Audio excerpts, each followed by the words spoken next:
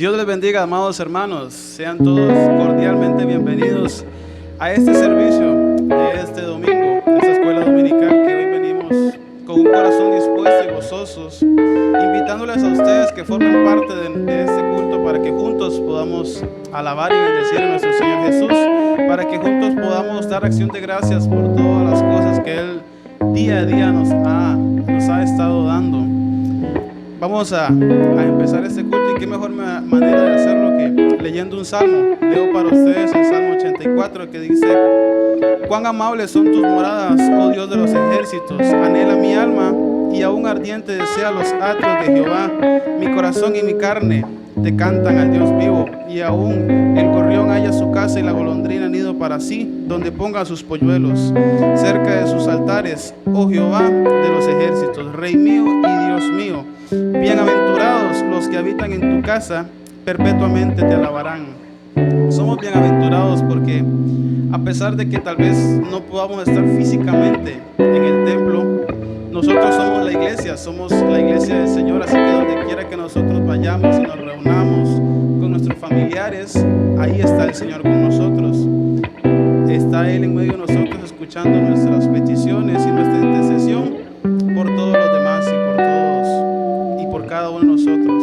Les damos las gracias también a cada uno de ustedes que se ha acercado aquí a nuestras instalaciones, a la iglesia, a dejar sus ofrendas. Dios sabe y conoce mejor que nadie la situación que estamos pasando actualmente, y es de una gran ayuda tanto para la iglesia como para los demás hermanos, aquellos necesitados, sus ofrendas y sus diezmos.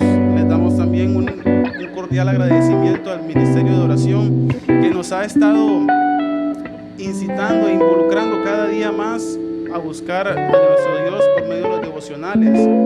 También el Ministerio de Misericordia se nos une a esta ayuda que estamos haciendo a toda la comunidad y a todo el pueblo del Señor por medio de nuestra página de Facebook, que ahí va a estar el enlace para que usted pueda ir y visitarnos. Ahí ellos pusieron una pequeña lista donde usted puede ayudar también de esta manera, porque Dios nos ha bendecido de formas tan grandes donde podemos ayudar a otras personas, ayudar a aquellos que hoy lo necesitan, porque Dios también demanda eso de nosotros, que nos tenemos que ayudar los unos a los otros.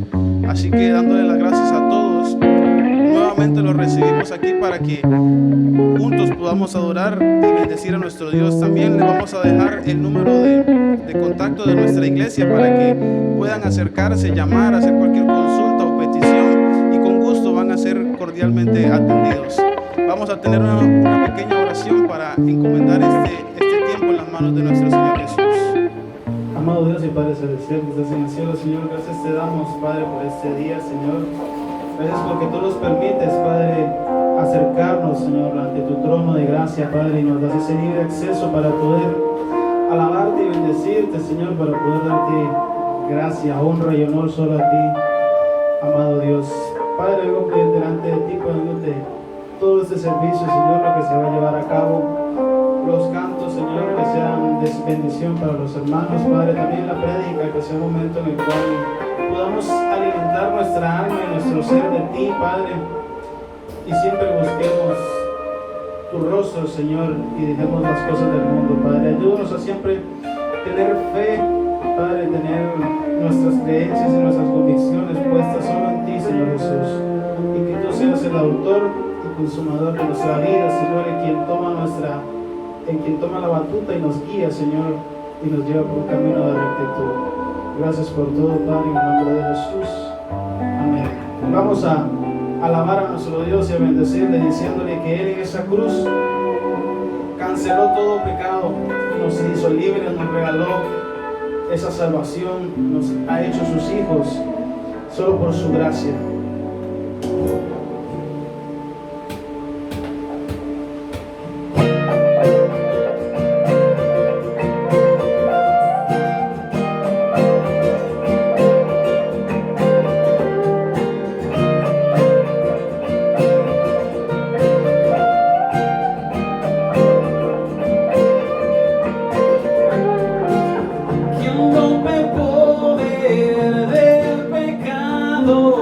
Su amor es fuerte.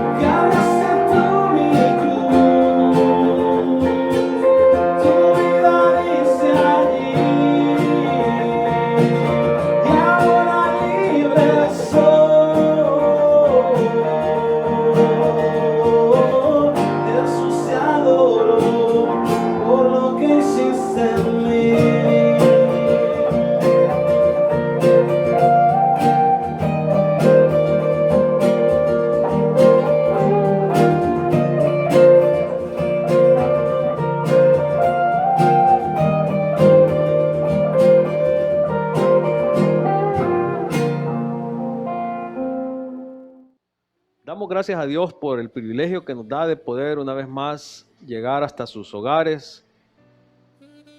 Gracias porque nos permite cantar salmos a su nombre y podemos tener esta comunión también a la distancia, pero sabemos que el Señor sigue estando con nosotros y no nos va a dejar.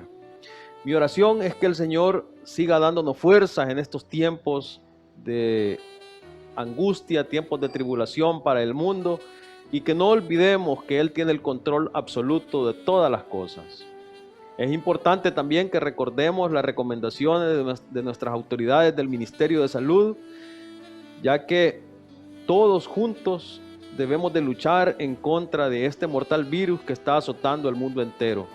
Quedémonos en nuestras casas, obedezcamos las instrucciones de las autoridades del país, porque es la única manera que podemos hacer frente a esta situación. Quiero tocar en esta hora un tema muy relevante y durante los siguientes domingos vamos a estar compartiendo una serie de estudios que son relevantes para nuestra época también, como fueron relevantes hace más de 1900 años. Vamos a estudiar acerca de los 7 cristianos y vamos a tomar como base Apocalipsis capítulo 2 y 3. Creo que es importante que reflexionemos en estos temas porque los destinatarios originales estuvieron viviendo tiempos muy difíciles.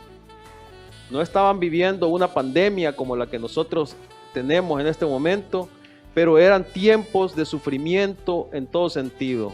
Una gran parte del imperio, de las autoridades del imperio romano, estaban persiguiendo a los cristianos, muchos eran asesinados y otros eran azotados por su fe en Cristo. Y el caso del escritor del libro de Apocalipsis nos narra en su escrito que estaba confinado en la isla de Patmos, estaba en el exilio. Entonces, en estos capítulos 2 y 3 vamos a encontrar que se habla acerca de 7 iglesias. Estas 7 iglesias tienen algunas características particulares, cada una de ellas. Por ejemplo, de una de ellas, que es la que vamos a hablar en esta mañana, habla de que ha abandonado su primer amor. De otra se habla que se le pide que sea fiel hasta la muerte. Otra se le dice que vive donde Satanás tiene el trono. Otra dice que tolera a una mujer pecadora que dirija esa iglesia. Y a otra que está viva pero que realmente está muerta. O dice que está viva pero realmente está muerta. Y finalmente a la última iglesia se le dice que no es ni fría ni caliente, que es tibia. Estas iglesias son iglesias locales de la época de Juan. No eran únicas ni eran especiales. Sencillamente Juan les escribe a ellas porque se siente responsable como pastor de estas iglesias que estaban cercanas a la isla de Patmos. Sus problemas eran los mismos problemas de muchas iglesias del Imperio Romano de la época, y estoy seguro que también son los mismos problemas que nosotros como iglesia estamos enfrentando en este siglo XXI. Se puede decir entonces que estas iglesias son como un retrato profético de las iglesias a lo largo de todos los siglos. Pero también es importante que esta porción de la Escritura que vamos a estudiar estos días podamos aplicarla a nuestra iglesia local en la cual nosotros nos congregamos. Es como un diagnóstico que el Señor hace a través de su palabra de cómo está nuestra iglesia. Pero podemos ir más allá. Puede ser un retrato o un diagnóstico también de la condición espiritual de su vida y de mi vida. Cada una de las 7 iglesias o cada uno de los 7 mensajes contienen algunas cuestiones parecidas. Por lo general se hace una breve caracterización de Cristo, tomando generalmente la visión del capítulo 1, que ya vamos a darle lectura también. También hay una alabanza de las buenas cualidades de esa iglesia. a excepto de la iglesia de la Odisea, que no se dice ninguna cualidad buena. También hay una censura por sus faltas a cada una de las iglesias, pero hay excepciones también. A la iglesia Esmirna y a la iglesia de Filadelfia no se le dice tampoco que tiene alguna falta. Y también encontramos una promesa dirigida especialmente a los vencedores, a los que salen firmes o permanecen firmes a lo largo de sus vidas. Y por último, encontramos la fórmula siguiente: el que tiene oídos, oiga lo que el Espíritu dice a las iglesias. El primer escrito que vamos a estudiar es la carta que el apóstol Juan envía a la iglesia de Éfeso, o al pastor de la iglesia de Éfeso. Y es que es un asunto muy importante el que él trata, porque trata acerca de que es amor o es costumbre lo que esta iglesia o este pastor está desarrollando. Jesucristo, mis queridos hermanos, sabe si nuestro amor por Él es verdadero o es una simple apariencia. Debemos escuchar con atención su palabra y hacer los ajustes inmediatamente. No podemos esperar que el tiempo pase. Los ajustes deben de ser o deben hacerse de inmediato. Voy a dar lectura entonces a Apocalipsis capítulo 2, versículo del 1 al 7. Escribe el ángel de la iglesia de Éfeso: esto dice el que tiene las 7 estrellas en su mano derecha y se pasea en medio de los 7 candeleros de oro. Conozco tus obras, tu duro trabajo y perseverancia. Sé que no puedes soportar a los malvados y que has puesto a prueba a los que se dicen ser apóstoles, pero no lo son, y has descubierto que son falsos. Has perseverado y sufrido por mi nombre sin desanimarte. Sin embargo, tengo en tu contra que has abandonado tu primer amor. Recuerda de dónde has caído. Arrepiéntete y vuélvete a practicar las obras que hacías al principio. Si no te arrepientes, iré y quitaré de su lugar tu candelabro. Pero tienes a tu favor que aborreces las prácticas de los nicolaitas, las cuales yo también aborrezco. El que tiene oídos, que oiga lo que el Espíritu dice a las iglesias. Al que salga vencedor, le daré derecho a comer del árbol de la vida que está en el paraíso de Dios. Encontramos entonces, mis hermanos, que el Señor está en medio de su iglesia y sabe lo que cada uno hace. Como ya muy bien lo dijimos al principio, el autor de esta carta es el apóstol Juan y está deportado en la isla de Patmos por el emperador Domiciano. Y esto ocurrió alrededor del año 95 de nuestra era. El género literario que encontramos en Apocalipsis, como muy bien la palabra lo dice, es un género apocalíptico. Este género literario nació en un momento de gran sufrimiento y desánimo de la iglesia.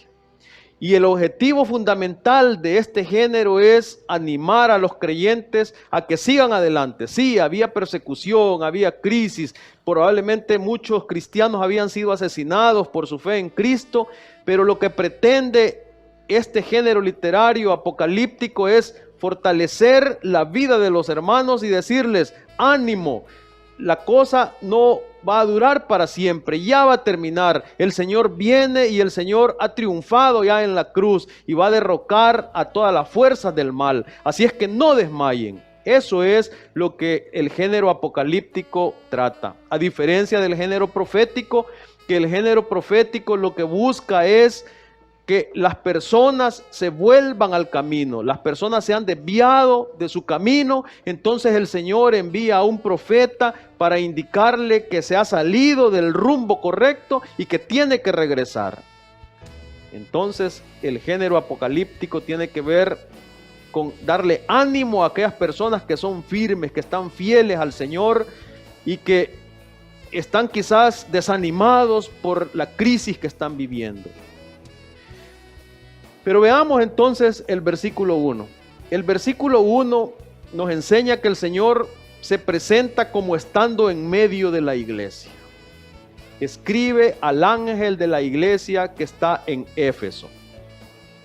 Éfeso era una de las ciudades más importantes de la provincia romana de Asia. Pablo fue el fundador de esa iglesia y la hizo el centro de evangelización de la provincia. Era una iglesia muy relevante, muy fuerte, muy dada a la labor evangelística y a la labor del servicio de la comunidad. Pero veamos cómo el apóstol Juan presenta al Señor Jesucristo al ángel de la iglesia, porque el ángel de la iglesia es el pastor, como ya lo vamos a leer más adelante.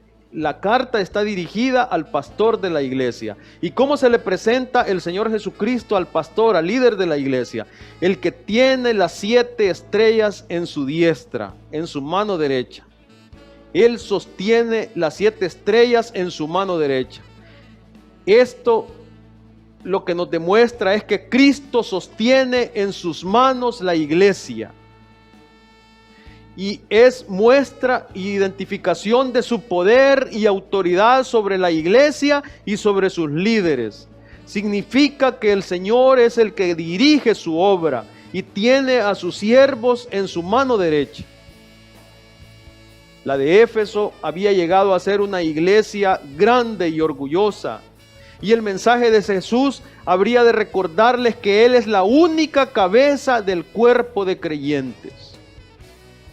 Pero también se presenta como el que anda en medio de los 7 candeleros de oro. Esta expresión nos habla de la incansable actividad de Cristo en medio de su iglesia. El Señor dice: en donde 2 o 3 están congregados en su nombre, ahí estoy yo. No se limita sencillamente a una iglesia nada más en particular, a la iglesia fulana de tal o a esta iglesia. El Señor está en medio de su pueblo, en medio de su iglesia. Donde quiera que se reúnan personas para adorar a Cristo, para adorar en su nombre, ahí está Él. En el capítulo 1 del versículo 9 en adelante, entonces encontramos la descripción de la visión de Jesucristo en Patmos. El apóstol Juan había sido desterrado a ese lugar y allí estaba un día y el Señor se le manifiesta y lo describe cómo fue ese evento maravilloso. En el versículo 9, yo, Juan, hermano de ustedes y compañero del sufrimiento, en el día del Señor vino sobre mí el Espíritu y oí detrás de mí una voz fuerte como de trompeta que decía: escribe en el libro lo que veas y envíalo a las 7 iglesias. Y ahí hace el listado de las iglesias: a Éfeso, a Esmirna, a Pérgamo, a Tiatira, a Sardis, a Filadelfia y a la Odisea. Luego sigue diciendo el apóstol Juan: me volví para ver de quién era la voz que me hablaba, y al volverme vi 7 candeleros de oro. ¿Recuerdan la manera en cómo se le ha presentado ahora a la iglesia de Éfeso, el que anda en medio de los candeleros de oro? Versículo 13. En medio de los candeleros estaba alguien semejante al Hijo del Hombre, vestido con una túnica que le llegaba hasta los pies y ceñido con una banda de oro a la altura del pecho. Sus cabellos lucían blancos como la nieve, y sus ojos resplandecientes como llama de fuego. Sus pies parecían bronce al rojo vivo en un horno, y su voz era tan fuerte como el estruendo de una catarata. En su mano derecha tenía las 7 estrellas. ¿Recuerdan cómo se le presenta al pastor de la iglesia de Éfeso? Y de su boca salía una aguda espada de 2 filos. Su rostro era como el sol cuando brilla en todo su resplandor. Al verlo, caí a sus pies como muerto. Pero él, poniendo su mano derecha sobre mí, me dijo: no tengas miedo, yo soy el primero y el último, y el que vive, y estuve muerto, pero ahora vivo por los siglos de los siglos, y tengo las llaves de la muerte y del infierno. Escribe pues lo que has visto, lo que sucede ahora y lo que sucederá después. Esta es la explicación del misterio de las 7 estrellas que viste en mi mano derecha. Ahora el Señor aclara de qué se trata las 7 estrellas que Juan vio en la mano derecha del Señor, y también de los 7 candeleros de oro. Las 7 estrellas son los ángeles de la iglesia. Los ángeles son los pastores de la iglesia.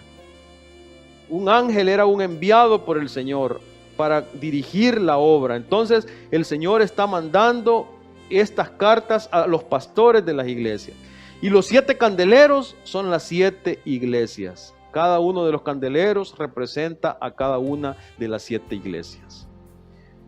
Luego de haberse presentado al pastor de la iglesia, ahora el Señor dice que conoce el trabajo que el pastor de la iglesia ha hecho, y se lo menciona en el versículo 2. Yo conozco tus obras y tu arduo trabajo y paciencia, y que no puedes soportar a los malos, y has probado a los que se dicen ser apóstoles y no lo son, y los has hallado mentirosos. Él conoce sus obras, su arduo trabajo, su paciencia. El Cristo resucitado lo alaba por estas 3 cosas. El pastor de la iglesia de Éfeso, juntamente con la iglesia, era una iglesia que trabajaba. No era una iglesia que estaba sentada en las bancas o en las sillas nada más. Era una iglesia que sudaba la camiseta. Hacía cultos quizás todos los días. Ayunaban, hacían vigilias, salían a ganar almas. Tenían un grupo de alabanza precioso probablemente. Ayudaban a las misiones. Conoce también que no puede soportar a los malos y los ha encontrado apóstoles falsos. Muchos malvados se introducían en las pequeñas congregaciones de las iglesias primitivas, y Jesús ya había advertido contra esos falsos profetas que son como lobos disfrazados de ovejas.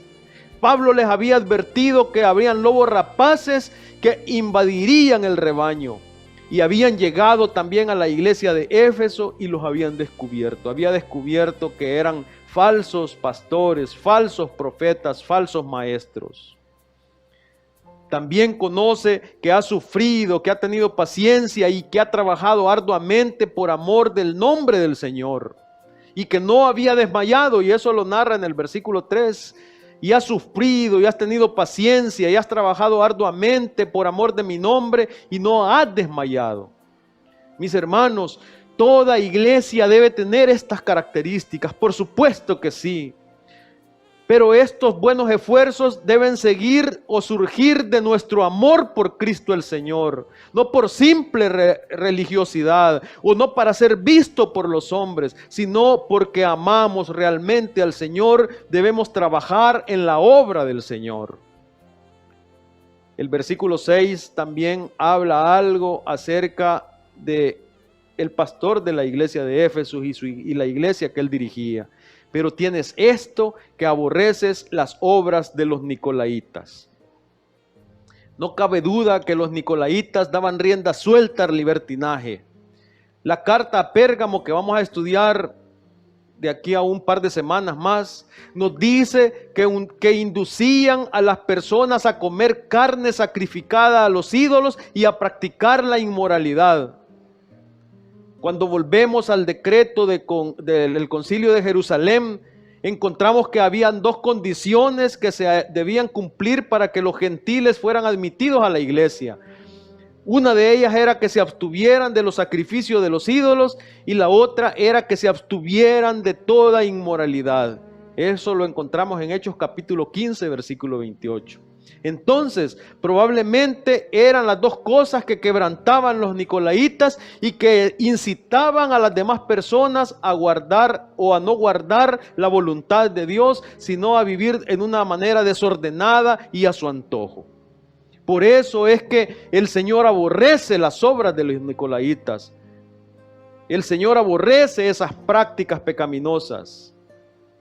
Puede parecernos muy extraño esto de atribuir odio al Cristo resucitado.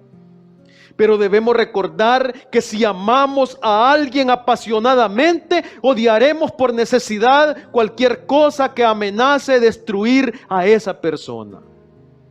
Entonces el Señor sabe que esas cosas pecaminosas que practicaban los nicolaitas podían destruir a sus hijos. Por eso es que el Señor odia esas cosas.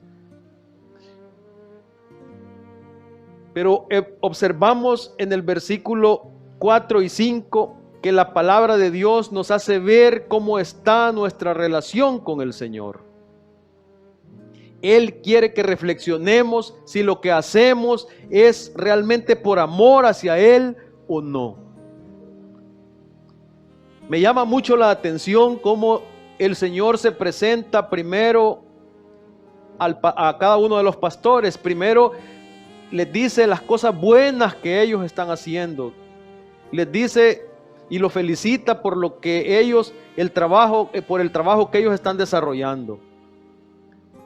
Y luego Él hace alusión a las cosas que no están correctas, que no están bien. Y luego les pide que corrijan esas cosas. Yo creo que este es un modelo muy interesante también para nosotros en nuestra vida diaria. Cuando nosotros tratamos el problema problemas con personas, es importante copiar este modelo. Primero decir las cosas buenas que están haciendo y posteriormente decir las cosas que no están bien para que sean corregidas, así como el Señor lo ha hecho con los pastores de estas 7 iglesias. El Señor le dice al pastor de Éfeso que ha dejado su primer amor. Versículo 4, pero tengo contra ti que has dejado tu primer amor. La acusación que el Señor hace es que había dejado de amarle. El fracaso de estos cristianos o del cristiano, del pastor de la iglesia de Éfeso y la iglesia no era primordialmente la pérdida del amor a Dios, sino que había perdido el amor hacia los demás. Y quiero leer varias porciones de los escritos de Juan también, tanto en su evangelio como en su primera carta, que hace alusión a este tema tan importante, como es el hecho de haber abandonado el primer amor. Veamos lo que dice Juan 13, del 34 en adelante, en su evangelio. Este mandamiento nuevo les doy, que se amen los unos a los otros, así como yo les he amado. También ustedes deben amarse los unos a los otros. De este modo, todos sabrán que son mis discípulos si se aman los unos a los otros. Ahora veamos algunos escritos de la primera carta de Juan siempre, capítulo 2. El que ama a su hermano permanece en luz y no hay nada en su vida que lo haga tropezar. Pero el que odia a su hermano está en la oscuridad y en ella vive, y no sabe a dónde va porque la oscuridad no lo deja ver. Así distinguimos entre los hijos de Dios y los hijos del diablo. El que no practica la justicia no es hijo de Dios, ni tampoco es hijo de Dios el que no ama a su hermano. Este es el mensaje que han oído desde el principio, que nos amemos los unos a los otros. Nosotros sabemos que hemos pasado de muerte a vida porque amamos a nuestros hermanos. El que no ama permanece en muerte. Juan está diciendo que el que no ama no ha nacido de nuevo. Todo el que odia a su hermano es un asesino, y ustedes saben lo que ningún asesino permanece en la vida. En esto conocemos lo que es el amor, en que Jesucristo entregó su vida por nosotros. Así nosotros debemos entregar nuestras vidas por nuestros hermanos. Es que, queridos hermanos, el amor es práctico. No es solo decir yo te amo a una persona del diente al labio. El amor lleva conductas implícitas. Y eso es lo que Él nos enseña ahora en el versículo 17, siempre de primera de Juan. Capítulo 3. Si alguien que posee bienes materiales ve que su hermano está pasando necesidad y no tiene compasión de él, ¿cómo puede decirse que el amor de Dios habita en él? Queridos hijos, no amemos de palabra ni de labios para afuera, sino con hechos y de verdad. Y veamos lo que dice el capítulo 4, del 7 en adelante. Queridos hermanos, amémonos los unos a los otros, porque el amor viene de Dios y todo el que ama ha nacido de Él y lo conoce. El que no ama no conoce a Dios, porque Dios es amor. Si alguien afirma, yo amo a Dios, pero odia a su hermano, es un mentiroso, pues el que no ama a su hermano, a quien ha visto, no puede amar a Dios a quien no ha visto. Y Él nos ha dado este mandamiento: el que ame a Dios, ame también a su hermano. Qué fácil es no amar a las personas por una mirada, por una palabra, despreciarlos. Y qué fácil es convertirnos en cristianos activistas nada más. El activismo, queridos hermanos, no puede sustituir el amor hacia los demás. Por eso es que el Señor le llama la atención muy fuertemente al pastor de la iglesia de Éfeso y a la iglesia en general, porque debemos recordar algo muy importante, que la iglesia es el reflejo del pastor. Por lo tanto, el Señor le pide que recuerde de dónde ha caído y que se arrepienta. Es la segunda parte del versículo 5, o el capítulo 5, perdón. Recuerda, por tanto, de dónde has caído y arrepiéntete. Juan le dice que el Señor quiere que recuerde lo que hacía antes y que se vuelva otra vez a esas prácticas, que haga sus primeras obras, ya que de lo contrario pronto vendrá a Él y va a quitar su iglesia de Éfeso si no se arrepienten. El apóstol Santiago nos pone una ilustración muy interesante y quiero leérselas. Santiago capítulo 2. Hermanos míos, la fe que tienen en nuestro glorioso Señor Jesucristo no debe dar lugar a favoritismos. Supongamos que en el lugar donde se reúnen entra un hombre con un anillo de oro y ropa elegante, y entra también un pobre de charraspado. Si atienden bien al que lleva ropa elegante y le dicen: siéntese usted aquí en este lugar cómodo, pero al pobre le dicen: quédate ahí de pie o siéntate en el suelo aquí a mis pies, ¿acaso no hacen discriminación entre ustedes, juzgando con malas intenciones? Escuchen, mis queridos hermanos, ¿no ha escogido Dios a los que son pobres según el mundo para que sean ricos en fe y hereden el reino que prometió a quienes lo aman? Pero ustedes han menospreciado al pobre. ¿No son los ricos los que los explotan a ustedes y los arrastran ante los tribunales? ¿No son ellos los que blasfeman en el nombre de aquel a quien ustedes pertenecen? Hacen muy bien si de veras cumplen la ley suprema de las Escrituras: ama a tu prójimo como a ti mismo. Pero si muestras algún favoritismo, pecan y son culpables, pues la misma ley los acusa de ser transgresores. Y pone otro ejemplo en el versículo 15. Supongamos que un hermano o una hermana no tienen con qué vestirse o carecen de alimento diario. No les vamos a decir: vamos a poner nuestra mano sobre su hombro y decirle: voy a orar por usted, que el Señor le provea. No. Y uno de ustedes les dice que les vaya bien, abríguense y coman hasta saciarse, pero no les das lo necesario para el cuerpo, ¿de qué servirá eso? Así también la fe por sí sola no tiene obras, está muerta. Entonces el Señor hace un fuerte llamado al pastor de la iglesia de Éfeso y a la iglesia para que se arrepientan, ya que si no lo hacen, sufrirán consecuencias muy graves. La segunda parte del versículo 5. Pues si no, vendré pronto a ti y quitaré tu candelero de su lugar, si no te hubieses arrepentido. Vendré pronto, dice el Señor. No se refiere a la segunda venida, sino a su regreso espiritual para bendecir o para juzgar a su iglesia. Y le dice que quitará su candelero de su lugar. Es que, queridos hermanos, una congregación puede existir sin ser luz en medio de las tinieblas. Puede sencillamente ser un club social, menos la iglesia del Señor.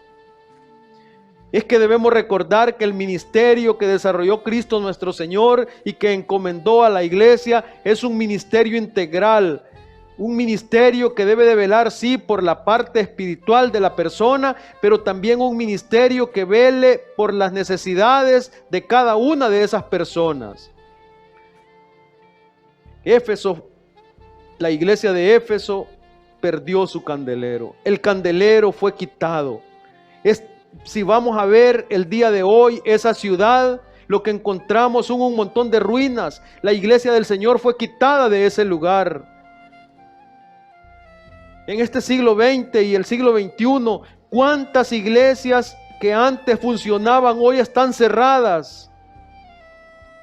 Son museos en Europa, por ejemplo, o cantinas.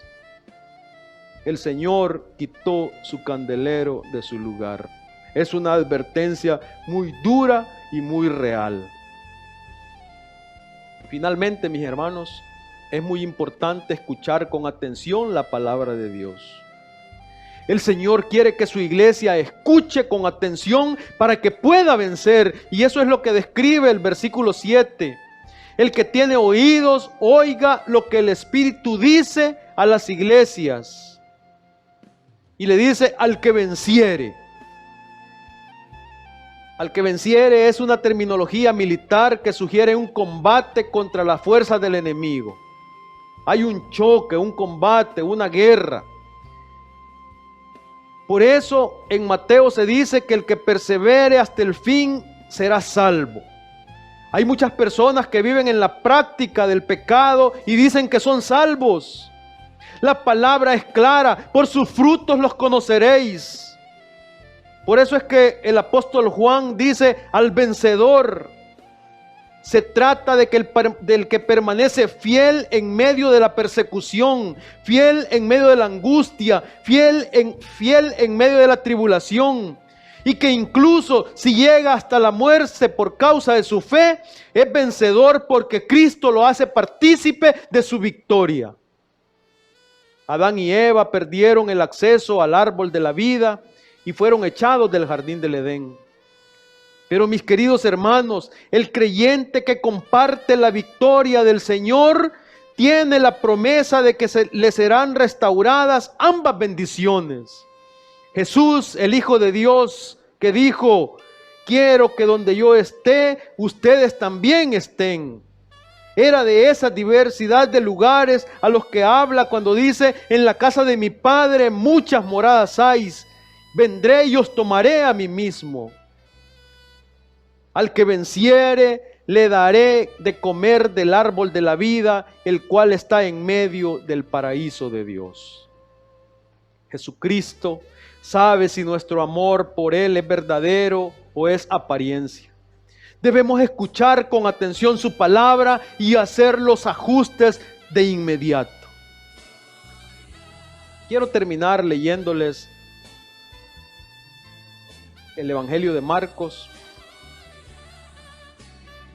Acercándose uno de los escribas que los había oído disputar y sabía que les había respondido bien, les preguntó, ¿cuál es el primer mandamiento de todos? Jesús le respondió, el primer mandamiento de todos es, oye Israel, el Señor nuestro Dios, el Señor uno es, y amarás al Señor tu Dios con todo tu corazón y con toda tu alma y con toda tu mente y con todas tus fuerzas. Este es el principal mandamiento. Y el segundo es semejante, amarás a tu prójimo como a ti mismo. No hay otro mandamiento mayor que estos. Entonces el escriba le dijo, bien, maestro, verdad has dicho que uno es Dios y no hay otro fuera de Él. Y el amarle con todo el corazón, con todo el entendimiento, con toda el alma y con todas las fuerzas, y amar al prójimo como a uno mismo. Es más que todos los holocaustos y sacrificios. Hermanos, podemos ser muy religiosos, podemos asistir a todos los cultos, podemos ver todos los videos, podemos pasar posteando en las redes sociales, podemos hacer vigilias, ayunos, semanas de oración, devocionales todas las semanas, pero si ignoramos el amor hacia los demás, hemos dejado nuestro primer amor. Espero, mis hermanos, que esta reflexión en su palabra, en la palabra de nuestro Señor, sea de mucha bendición y edificación para nuestras vidas y que podamos reflexionarla, y si hay necesidad de hacer algunos ajustes en nuestras vidas, es importante que no tardemos, que lo hagamos de inmediato. Gracias al Señor por este tiempo. Vamos a dejar entonces el tiempo final para que nuestro hermano Keylor y Esteban puedan cerrar este tiempo con una alabanza. Que el Señor les bendiga.